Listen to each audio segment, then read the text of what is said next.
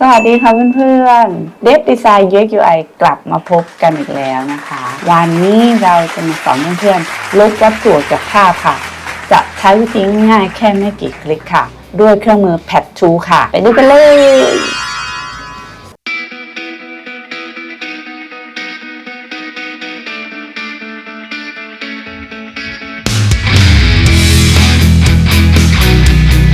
เพื่อนๆเปิดภาพขึ้นมานะคะ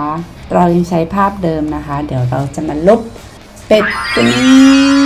นะคะเพื่อนๆเห็นเปล่าออกจากภาพนี้กันเราไปเริ่มเลยนะคะเราจะใช้เครื่องมือที่ชื่อว่า Pad Tool ค่ะคราวนี้นะคะเพื่อนก็รู้กันแล้วเนาะคลิปถ้าดูคลิปแบบสั้นๆของเราหลายๆคลิปก็จะมีซูมก็คือ Command บวกแล้วก็ Command ลบเป็นการย่อนะคะแล้วก็ถ้าเพื่อนๆใช้ Windows ก็Control บวกControl ลบก็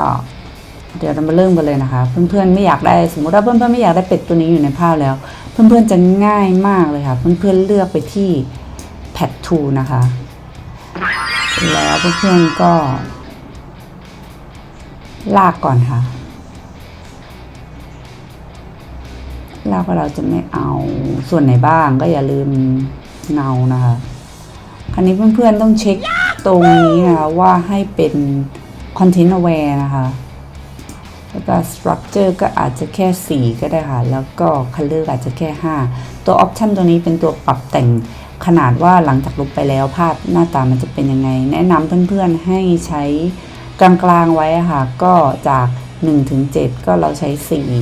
แล้วถ้าเป็น Color ก็ใช้ Color กลางๆก็คือ5หลังจากนั้นเพื่อนๆต้องไปเลือกที่ Edit ค่ะพอ Edit ตรงนี้แล้วเพื่อนๆเลือกไปที่ Fill ค่ะหลังจากนั้นเพื่อนๆ make sure ว่าเพื่อนๆกดตัวนี้ไว้นะ Content Aware มีหลายอย่างให้เลือกแต่เราเลือก Content Aware นะคะแต่เพื่อนๆอยากจะลบแล้วก็อย่าลืมเช็คตรง Color Adaptation เพราะว่าตอนลบไปแล้ว Color เขาโปรแกรมมันจะได้ทำสีให้ภาพที่ลบไปแล้วค่ะกลืนกันมากที่สุดแล้วก็โหมดจริงๆมีโหมดเยอะมากแต่เราใช้ normal ค่ะเพื่อนสามารถปรับแต่งโหมดได้ตามที่ต้องการนะคะเรื่อง normal ก็ opacity ก็คือความคมชัดเนาะเราก็100%เพื่อนๆก็กดโอเคค่ะหายไปแล้วค่ะง่ายไหมคะเป็นวิธีการง่ายๆที่จะลบวัตถุจากภาพนะคะอย่าลืมกดติดตามเพื่อที่จะพบกับคลิปง่ายๆของ Dev Design UX UI นะคะไว้เรามีอะไรมาสอนเพื่อนๆอีกในคลิปหน้าถ้าเพื่อนๆมีอะไรอยากจะรู้เกี่ยวกับการปรับแต่งภาพนะคะก็คอมเมนต์ไว้ใต้คลิปนะคะเดี๋ยวเราจะพยายามนำกลับมาทำให้เพื่อนๆได้ดูกันค่ะเจอกันคลิปหน้าค่ะ